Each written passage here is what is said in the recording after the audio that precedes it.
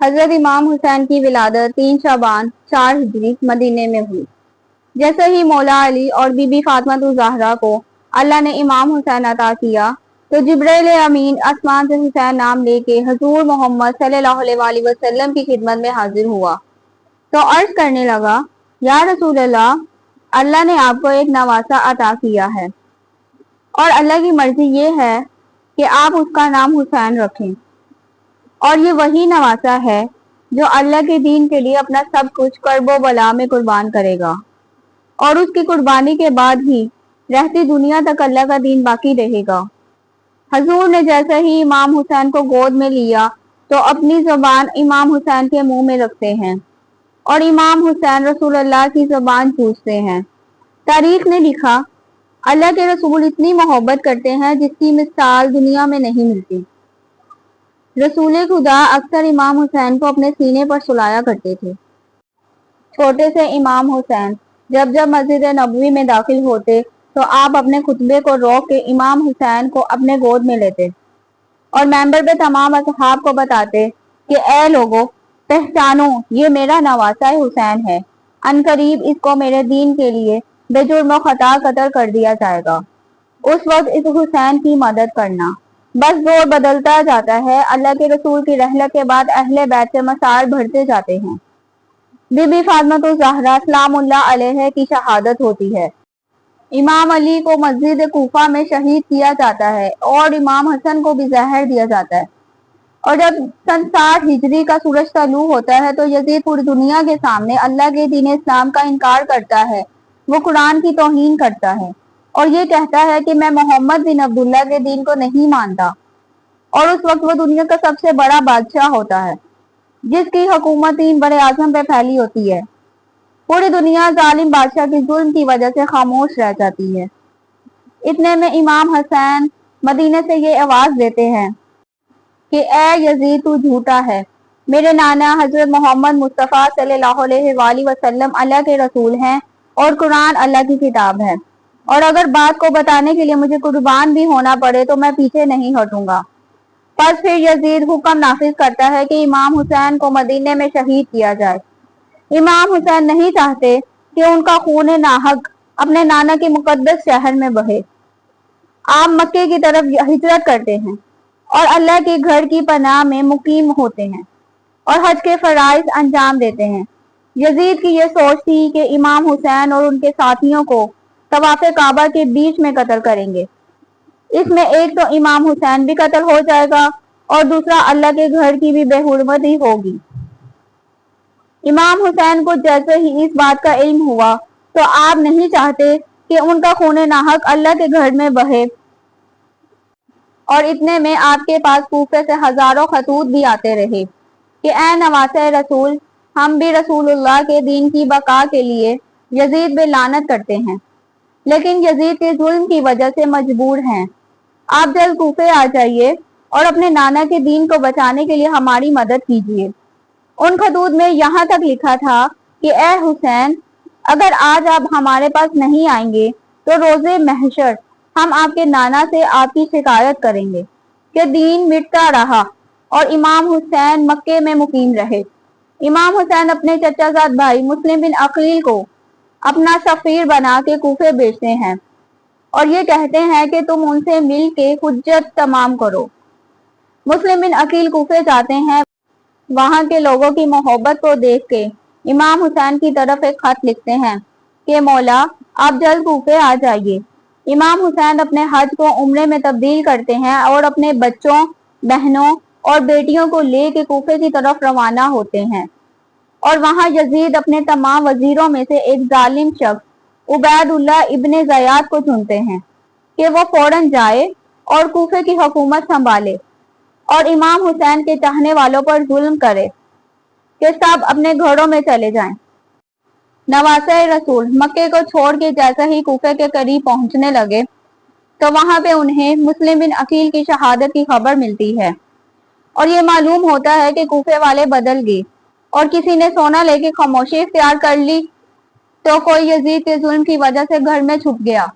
امام حسین چاہتے ہیں کہ عرب کے صحرا کو چھوڑ دیں اور کسی ایسی جگہ چلے جائیں جہاں یزید کی حکومت نہ ہو۔ یہ بات جیسے ہی ابن زیاد کو پتہ چلتی ہے تو وہ ہر کے ساتھ ہزاروں کی فوج بھیجتا ہے اور کہتا ہے کہ جاؤ، حسین کوفے کے آس پاس ہیں، اس کو فوراً قید کرو، اور اپنے رہائی امام حسین کو ڈھونڈتے ڈھونڈتے صحرائے مقیم تک پہنچتے ہیں جہاں امام حسین کا قافلہ ہوتا ہے۔ امام حسین نے جیسے ہی جناب حر کو دیکھا کہ وہ بھی پیاسے ہیں، ان کے سپاہی بھی پیاسے ہیں، ان کے جانور بھی پیاسے ہیں، آپ عباد سے کہتے ہیں کہ ان سب کو پانی پلاؤ، اور امام حسین کا اخلاق دیکھتا ہے۔ پانی پینے کے بعد امام حسین کو روک نہیں پاتا، بس امام حسین نہر فرات کے کنارے سے چلتے رہتے ہیں۔ یہ بات جب ابن زیاد کو پتہ چلتی ہے کہ حر جو امام حسین کے ساتھ نرمی کر رہا ہے، تو وہ عمر بن سعد کے ساتھ 18,000 کا لشکر بھیجتا ہے کہ حسین کو فوراً روکو۔ بس چلتے چلتے امام حسین کا قافلہ کربلا سے گزرتا ہے، وہاں امام حسین کا گھوڑا رک جاتا ہے۔ حسین جیسے ہی معلوم کرتے ہیں کہ اس زمین کو کیا کہتے ہیں تو الگ الگ نام امام حسین کو بتائے جاتے ہیں۔ کوئی نینوا کہتا ہے، کوئی ماریا کہتا ہے، اور کوئی برا شخص آ کے کہتا ہے کہ یہ قرب کی زمین ہے اور اسے کربلا کہتے ہیں۔ امام حسین گھوڑے سے اترتے ہیں اور سجدہ شکر کرتے ہیں اور عباس سے کہتے ہیں کہ عباس، خیمے لگاؤ، ہمیں یہی امتحان دینا ہے۔ 2 محرم 61 ہجری کو امام حسین کربلا پہنچتے ہیں اور یزید کے سپاہی امام حسین کے خیمے دریا سے دور لگواتے ہیں تاکہ جب ہمیں حسین کا پانی بند کرنا پڑے ہم بند کر سکیں۔ امام حسین صبر کرتے ہیں اور اپنے خیمے نہر فرات سے دور لگواتے ہیں۔ پس 7 محرم کو امام حسین اور ان کے بچوں کا پانی بند کر دیا جاتا ہے۔ خیمے میں تمام بچے پیاسے ہوتے ہیں۔ وہاں فوجی یزید دن بدن بڑھتے جاتے ہیں، کبھی 25,000 کا لشکر فوج میں شامل ہوتا ہے، کبھی 15,000 کا لشکر فوج میں جمع ہوتا ہے۔ امام حسین کے بچے دیکھتے رہتے ہیں کہ چاروں طرف سے ان کو گھیرا جا چکا ہے۔ یزید کی فوج یہ چاہتی تھی کہ 9 محرم کو امام حسین کو قتل کیا جائے۔ امام حسین ایک رات عبادت کے لیے مانگتے ہیں اور یوں 9 محرم کو جنگ ٹل جاتی ہے اور 10 محرم عاشورہ کے دن رکھی جاتی ہے۔ بس جیسے ہی 9 محرم کا دن ڈھلتا ہے، امام حسین بعد نماز عشاء اپنے تمام ساتھیوں کو خیمے میں جمع کرتے ہیں اور فرماتے ہیں کہ تم سب نے میرا بہت ساتھ دیا، میں تم سے خوش ہوں اور چاہتا ہوں کہ تم سب اپنے اپنے گھر واپس چلے جاؤ، کیونکہ یہ فوج مجھے شہید کرنا چاہتی ہے۔ اللہ سے تم سب کو جنت روز محشر میں لے کے دوں گا۔ تب امام حسین کے ساتھ ہی خاندان کے افراد ادھر ادھر دیکھتے ہیں کہ یہ ہمارے مولا نے کیا کہہ دیا۔ اتنے میں امام حسین فرماتے ہیں، شاید تم لوگوں کو آنکھوں کی شرم نے مارا ہے، عباس چراغ بجھا دو۔ چراغ بجھ جاتا ہے اور کچھ دیر کے بعد جیسے ہی جناب عباس چراغ جلاتے ہیں تو امام حسین دیکھتے ہیں کہ تمام ساتھی تلواریں اپنے اپنے گلے پر رکھ کر ایک آواز میں کہتے ہیں کہ اے میرے مولا حسین، ہم آپ کو ان ظالموں میں کیسے چھوڑ کے جائیں؟ ہم بھی اللہ کے دین پر قربان ہونا چاہتے ہیں، ورنہ ہم روز محشر آپ کی والدہ کو کیا منہ دکھائیں گے؟ پس امام حسین فرماتے ہیں، جاؤ اپنے اپنے خیموں میں اللہ کی عبادت کرو۔ پس 10 محرم کا سورج طلوع ہوتا ہے۔ جناب حر جیسے ہی یہ سمجھتے ہیں کہ اب امام حسین کو شہید کیا جائے گا، آپ بعد نماز فجر امام حسین کے قدموں میں آ کے گر جاتے ہیں، معافی طلب کرتے ہیں اور فرماتے ہیں، اے نواز رسول، مجھے معاف کر دیجئے گا، میں نے سب سے پہلے آپ کا راستہ روکا تھا۔ امام حسین اسے معاف کرتے ہیں اور کہتے ہیں کہ اے حر، تو آزاد ہے، تیری جنت کی ضمانت میں دیتا ہوں، چلا جا۔ جناب حر کہتے ہیں، آپ کو ان دشمنوں میں چھوڑ کے میں کیسے جاؤں؟ مجھے اجازت دیجیے کہ میں بھی اللہ کے دین پر قربان ہو جاؤں۔ پس جناب حر میدان میں آتے ہیں، شہید ہوتے ہیں، ان کے بچے بھی میدان میں آتے ہیں اور اللہ کے دین پہ قربان ہوتے ہیں۔ ایک ایک امام حسین کا اصحاب، چاہے وہ جناب جون ہو، حبیب ابن مظاہر ہو، شہید ہوتا جاتا ہے، یہاں تک کہ بنی ہاشم کے جوان بھی کربلا کی گرم زمین پہ سو جاتے ہیں۔ शहजादा कासिम की लाश मैदान में पैमाल हो जाती है। जनाब अब्बास नहर किनारे बाजू कटवा के शहादत का जाम पी लेते हैं। अली अकबर को रंग में पर्ची लगती है। इमाम हुसैन के हाथों में तरफ के अपनी जान का नजराना देते हैं और मासूम अली असगर को जब पानी पिलाने के लिए इमाम हुसैन मैदान में लेके आए तो जालिमों ने उसको भी तीर मार के ऐसे शहीद किया कि इमाम हुसैन के हाथों पर वो ऐसे तड़पने लगते हैं जैसे मछली तड़पती है। इमाम हुसैन जब मैदान करबला में तन्हा रह जाते हैं, आप खेमे में आते हैं और तमाम बीबियों को सलाम आखिर कहते हैं और फरमाते हैं, ए ज़ैनब, ए सकीना, मेरी शहादत के बाद जहां जहां से गुजरो तो अपने खुतबों में मेरे नाना मोहम्मद मुस्तफ़ा सल्लल्लाहु अलैहि वसल्लम का जिक्र जरूर करना, इस्लाम का अलम बुलंद करना और बार बार बताते रहना कि हम पे चाहे जितना भी जुल्म करो लेकिन हमारे खून का आखिरी कतरा रसूलुल्लाह के दीन की गवाही देता रहेगा। बस मैदान में आके हुज्जत तमाम करते हैं। फौजी यजीद के सामने आके ये कहते हैं, ए जालिमों, मैं तुम्हारे रसूल का नवासे हुसैन हूँ। कूफे वालों, तुमने खत लिख के मुझे बुलाया था। मेरे पास तुम्हारे नामों के खत आज भी मौजूद हैं। इमाम हुसैन एक एक खत जिसने लिखा था उसका नाम बताते हैं और फिर फरमाते हैं, ए लोगों, अपने बुलाने पे पशेमान हो, कोई बात नहीं, मेरा रास्ता क्यों रोका है? मेरे साथ मेरी बहनें और बेटियां हैं, मुझे छोड़ो, मैं अरब से दूर किसी दूसरी जगह चला जाऊंगा। वो सब कहते हैं, ए हुसैन, आपको शहीद करने के बाद यजीद हमारी झोलियां सोने से भर देगा और हम सब आपको आपके बाबा अली के बुग़्ज़ में कत्ल करना चाहते हैं। बस इमाम हुसैन अल्लाह का नाम लेके मैदान में आते हैं। तारीख ने लिखा है, इमाम अली अक्सर फरमाते थे कि मेरे तमाम बेटों में से सबसे अच्छी जंग हुसैन लड़ता है। इमाम हुसैन रसूलुल्लाह के घोड़े मुर्तजिस पर सवार थे। हाथों में इमाम अली की तलवार थी और जिस्म पर रसूलुल्लाह के पहने हुए कपड़े। सर पर रसूलुल्लाह सल्लल्लाहु अलैहि वसल्लम का इमामा शरीफ था। लोग पहचान गए कि ये घोड़ा तो रसूलुल्लाह का है और ये इमामा भी रसूलुल्लाह का है। ये तलवार अली की है। हुसैन लश्कर को गिरा देते हैं। जब दूसरा हमला होता है तो 2100 का लश्कर इमाम हुसैन के मध्य मुकाबिल होता है। इमाम हुसैन उनको भी फिनार कर देते हैं। जब अरब के बड़े बड़े बहादुर कत्ल होते जाते हैं तो उमर बिन साद कहता है कि इमाम हुसैन पे एक साथ हमला करो।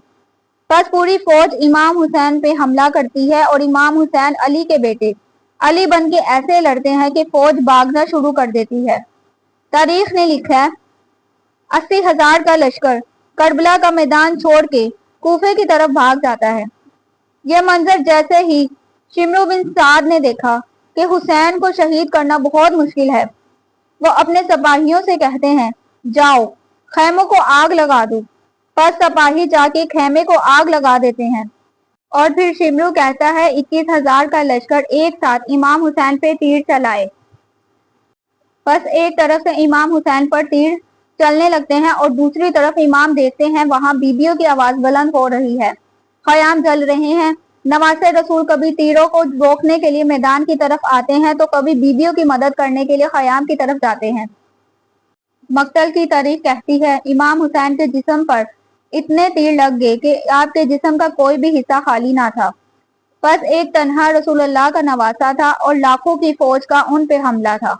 इतने में आवाज बेगायब आती है, ए हुसैन, लौट आओ, मेरा अल्लाह तुझसे राजी हो गया। इमाम हुसैन तलवार को रोकते हैं। इतने में एक जालिम इमाम हुसैन की पुश्त पे वार करता है। आप घोड़े की जी से जमीन पे आते हैं लेकिन वो तीर मुसलसल चलते रहते हैं। इमाम हुसैन का घोड़ा जिसका नाम मुर्तजस था वो इमाम हुसैन का तवाफ करना शुरू करता है और अपनी आवाज में कहता है, ए लोगों, पहचानो, ये रसूलुल्लाह का नवासा है। जालिम हंसते रहते हैं। वहां खयाम जलते रहते हैं और इमाम हुसैन ने जमीन करबला पे अपनी पेशानी रख दी। अल्लाह का शुक्र अदा करते हैं कि ए अल्लाह, तेरा शुक्र है, मैंने तेरे दीन के लिए अपना सब कुछ कुर्बान कर दिया। तारीख कहती है, इमाम हुसैन सजदे में थे। कोई इमाम हुसैन को तीर मारता है, कोई नेजा मारता है, कोई लाठी मारता है। जिसके पास मारने के लिए कुछ ना था वो करबला की गर्म जमीन से पत्थर उठा के امام حسین کو مارتا ہے۔ امام حسین اللہ کے شکر میں مصروف رہتے ہیں۔ اتنے میں عمر بن سعد کہتا ہے جاؤ حسین کا سر کاٹ کے آؤ۔ تاریخ میں لکھا جو امام حسین کے پاس جائے اس کو امام حسین کی آنکھوں میں رسول اللہ کا چہرہ نظر آئے۔ 21 سپاہی جاتے ہیں اور واپس آ جاتے ہیں۔ جیسے ہی یہ خبر شمرو کو ہوئی وہ رسول اللہ کے احترام میں حسین کا سر نہیں کاٹ رہے، وہ اپنے خنجر کو پتھر پہ بار بار مارتا ہے تاکہ اس کی تیزی ختم ہو جائے، یہ کند بن جائے، اور پھر ہنس ہنس کے کہتا ہے اب دیکھو میں رسول اللہ کے نواسے کا سر کیسے کاٹتا ہوں، اور جا کے یہ خبر یزید کو بتانا۔ پس وہ قریب آ کے امام حسین کی پشت پہ سوار ہوتا ہے۔ امام حسین کا سر سجدے میں ہوتا ہے، آپ پیچھے سے امام حسین پہ وار کرتے ہیں۔ مقتل کی تاریخ کہتی ہے کہ امام حسین کے سر کو کاٹتے وقت امام حسین کو زیبا نہیں بلکہ ضرب مار مار کے سر کو تن سے جدا کیا گیا، کیونکہ گلے کی ہڈی پیچھے سے کبھی نہیں کاٹی جاتی بلکہ ضرب مار مار کے توڑی جاتی ہے۔ امام حسین مسلسل اللہ کا شکر ادا کر رہے تھے۔ شمرو ہنستا جاتا امام حسین کے گلے پر خنجر مار مار کے سر کو تن سے جدا کرتا ہے، اور پھر پوری فوج خیموں میں آ جاتی ہے۔ بیبیوں کو تازیانے مارتے ہیں، ان کے سروں سے چادروں کو لوٹ لیتے ہیں۔ رسول اللہ کی نواسیاں روتی رہتی ہیں۔ بس اتنے میں عمر بن سعد کہتا ہے اب وہ گھوڑے لاؤ جن کو میں نے یمن سے بلوایا تھا، جو لاشوں کو پامال کرنے کے لیے لائے جاتے ہیں۔ پس ان گھوڑوں کے نال تبدیل کیے جاتے ہیں اور وہاں مقتل میں سب لاشوں کو پامال گاہ میں رکھتے ہیں۔ اتنے میں الگ الگ قبائل کے لوگ آ کے کہتے ہیں، سقفی قبیلے والے کہتے ہیں کہ علی اکبر کی ماں ہمارے قبیلے سے ہے، ہم اکبر کی لاش پہ گھوڑے نہیں دہرائیں گے۔ کہیں سے بی بی رباب کے قبیلے کے لوگ آ کے کہتے ہیں کہ ہم اپنی شہزادی کے بیٹے علی اصغر پہ گھوڑے نہیں دہرائیں گے۔ کہیں سے بی بی ام فروا کے قبیلے کے لوگ آ کے کہتے ہیں ہم قاسم پہ گھوڑے نہیں دہرائیں گے۔ جناب حور کی لاش ان کے قبیلے والے لے کے جاتے ہیں، جناب جون کی لاش جون کے قبیلے والے لے کے جاتے ہیں۔ بس ایک شہید کی لاش مقتل گاہ سے ہٹ جاتی ہے۔ بس رسول اللہ کا غریب نواسا زمین کربلا پہ پڑا رہتا ہے، اور مشرق کے گھوڑے مغرب کی طرف دوڑتے ہیں اور مغرب کے گھوڑے مشرق کی طرف دوڑتے ہیں اور امام حسین کے جسم کو پامال کرتے ہیں۔ امام جعفر صادق نے فرمایا میرا سلام ہو میرا اس غریب دادا پر جس کی لاش کو پامال کر دیا گیا کہ ان کی دائیں پسلیاں بائیں پسلیوں کی طرف چلی گئیں اور بائیں پسلیاں دائیں پسلیوں کی طرف چلی گئیں۔ پس رات ڈھلنے لگتی ہے، فوج چلی جاتی ہے اور شام غریباں آ جاتی ہے۔ ہر بی بی اپنے اپنے وارث پہ روتی رہتی ہے۔ 11 محرم کو بیبیوں کو قید کر کے کوفہ اور کوفہ سے شام لے جایا جاتا ہے، لیکن بی بی زینب اپنے خطبوں میں بار بار کہتی کہ اے یزید تو چاہے جتنا بھی ہم پہ ظلم کر دے، ہمارے جوانوں کو مار دے، ہماری مستورات کو قید کر دے، لیکن ہم آخری دم تک اللہ کے دین کی گواہی دیتے رہیں گے اور یہ کہتے رہیں گے کہ ہمارا نانا اللہ کا رسول ہے۔ بے شک امام حسین اپنے مقصد میں کامیاب ہو گیا، وہ شہید ہو کے بھی اسلام کو قیامت تک زندہ کر گیا۔ 1400 سال گزر چکے، لیکن اس یزید کے بعد پھر کوئی دوسرا یزید پیدا نہیں ہوا۔ آج بھی ہمارے پاس قرآن موجود ہے، اسلام موجود ہے، ہمارے دلوں میں حضور محمد مصطفیٰ صلی اللہ علیہ وآلہ وسلم سے محبت موجود ہے۔ سلام ہو کربلا کے شہیدوں پر، سلام ہو امام حسین پر، سلام ہو آپ کے اصحاب اور اصحاب کی اولاد پہ۔ امید کرتی ہوں آپ کو ہماری ویڈیو بہت پسند آئی ہوگی۔ لائک، سبسکرائب، کامنٹ ضرور کیجیے گا۔ جزاک اللہ خیرہ۔